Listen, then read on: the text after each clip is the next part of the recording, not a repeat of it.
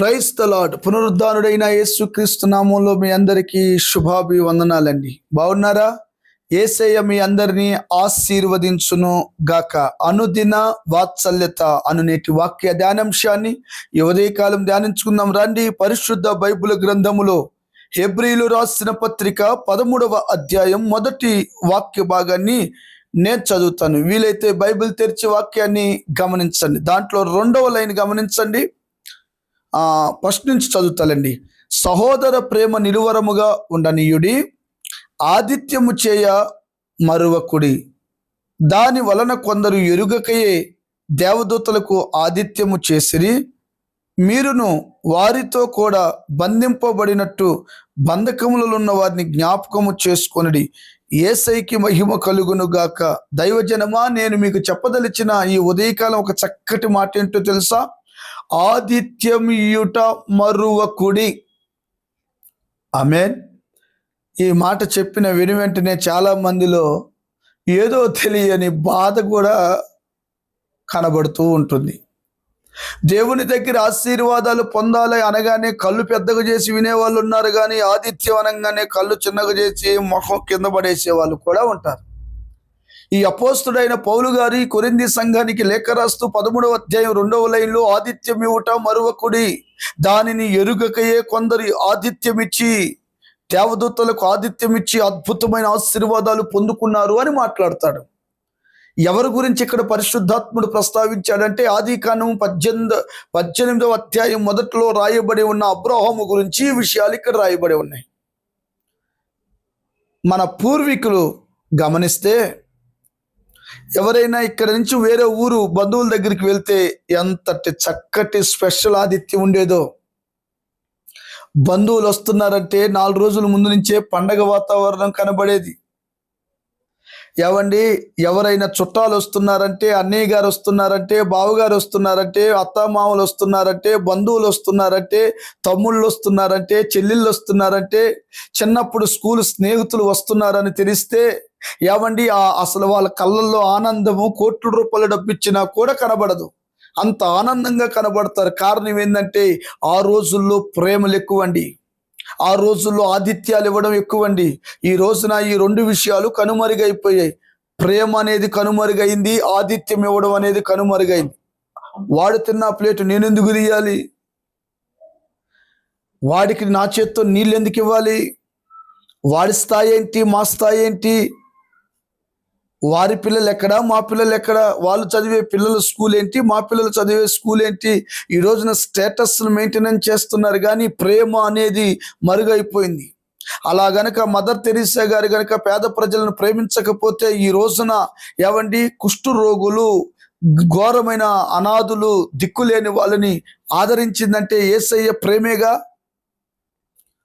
ఈ రోజున పాపములో పొరులాడుతున్న నిన్ను నన్ను సృష్టికర్త అయిన దేవుడు, తండ్రి అయిన దేవుడు మనుష్య కుమారుడుగా యేసు ప్రభు పేరట ఈ భూలోకానికి వచ్చాడుగా. నిన్ను ఎంత ప్రేమిస్తున్నాడు యేసయ్య. 895 కోట్ల మందికి ప్రపంచ విశ్వంలో ప్రతి వ్యక్తిని పోషిస్తున్నాడుగా ఆదిత్యము ద్వారా. ఆయన పెట్టిన భిక్షే గడ్డి ఈ రోజు నువ్వు తింటున్న ప్రతి ఆహారము, నీరైనా ఏమండి భోజనమైనా, శ్రేష్టమైన పదార్థాలైనా తన్నం పెట్టి బ్రతిమలాడుతున్నాను. దేవునికి సేవకులకు ఆతిథ్యం ఇవ్వడం ఆశీర్వాదం. బంధువులు వచ్చినప్పుడు నీకున్న దాంట్లోనే శ్రేష్టమైన ఆతిథ్యం ఇవ్వడం మంచిదే. అలాగని తిందుబోతులై ఉండకూడదు అని కూడా ఉంది. ఏదైనా ఒక క్రమములో ఉండడం చాలా మంచిది. ఇలాగనే ఎండవేళ అబ్రహాము గారు కూర్చుంటే దేవదూతలు మధ్యాహ్నం వేళ వచ్చాయి. పరుగున వెళ్ళి లేత దూడను వధించి అన్ని సన్న పిండను తీసుకొచ్చి శారమ్మకు చెప్పి, పనివారితో చెప్పి వాటన్నిటిని సిద్ధం చేయించి ఏవండి ఆ మధ్యాహ్నం వేళ వారికి ఆతిథ్యం ఇచ్చినందువలన అబ్రహాము నాకు ఈ శ్రమ ఉందని చెప్పలేదు. వెంటనే మరుసటి సంవత్సరానికి నీకు ఒక కుమారుడు పుడతాడు. హల్లెలూయా.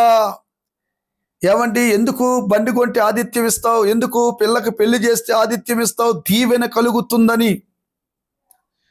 దీవెన బ్లెస్సింగ్స్ ఎలాగొస్తాయి అనంటే, ఏదైనా ఒక ఫంక్షన్ జరిగినప్పుడు, ఏదైనా ఒక ఆశీర్వాదం మనలో నిలిచి ఉండాలంటే వారికి ఏదో ఒకటి 10 మందికి భోజనాలు పెట్టి తృప్తిపరిస్తే ఆ బ్లెస్సింగ్ ఉంటాయి అని మనుషులు నమ్ముతారు.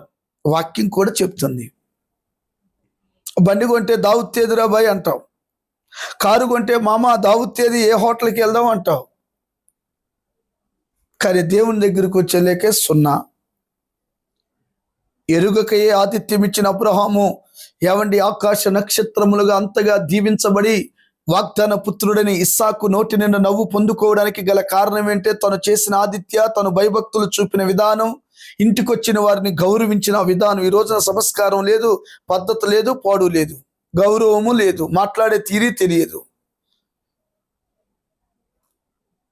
ఎందుకో ప్రభు ఈ ఉదయకాలం మనందరితో మాట్లాడుతున్నాడు, ఆతిథ్యం ఇచ్చుదుముగా. ఆతిథ్యం ఎవరిస్తారు? ప్రేమ కలిగి ఉన్నవాడే ఇస్తాడు. ఆ ప్రేమ ఎవరిలో ఉంటుంది? యేసయ్య. యేసయ్యని ప్రేమించేవాడు ఆతిథ్యం ఇస్తాడు. ఆతిథ్యం ఇచ్చేవాడు అద్భుతంగా దీవించబడతాడు. ఆతిథ్యం ఇవ్వకపోతే దీవించబడరా? ఇక నువ్వు రెటమతపు ప్రశ్నలు వేస్తే చేసేది ఏమీ లేదు. వాక్యం చెప్తున్న నగ్న సత్యం అండి. నువ్వు ఏది విత్తుతావో ఆ పంటను కోస్తావు. నువ్వు ఏది చేసావో అది మరలా తిరిగి దేవుడు నీకు నూరంతలుగా దేవుడు నీకు ఇస్తాడు. నమ్ముట నీ వలనైతే సాధ్యమే సమస్తం. మన యేసయ్య అన్ని క్రమాలకి ఒక చిత్ర విచిత్రం కలిగి కార్యాలు చేస్తాడంట. నమ్మిన వారి ఎడల, విశ్వసించిన వారి ఎడల. దేవునికి స్తోత్రం. ఒక అధికారి దగ్గరికి వెళ్ళేటప్పుడు నీ పని జరగాలంటే శ్రేష్టమైన ఫలాలు తీసుకొని వెళ్తావా లేదా? దేవుని కొరకు చేయండి. ఏవండి, వచ్చిన బంధువులు, దేవుని బిడ్డలకు మనకున్న దాంట్లో అప్పులు చేయొద్దు. మరలా మనకున్న దాంట్లో ప్రేమ చూపి ఆతిథ్యం ఇవ్వండి. అదే ఆతిథ్యం నిత్యము నీ పిల్లలకి అది దీవెనగా మారునుగాక. తలలు వంచండి, ప్రార్థన. ప్రేమ కలిగిన మహాపరిశుద్ధుడు అయిన తండ్రి, ఆతిథ్యం ఇచ్చే విషయంలో మా కళ్ళు తెరిపించి కృప చూపమని యేసునామమున అడుగుచున్నాం తండ్రి. Amen. Thank you. God bless you. దేవుడు మీ అందరిని దీవించునుగాక. ఆమెన్.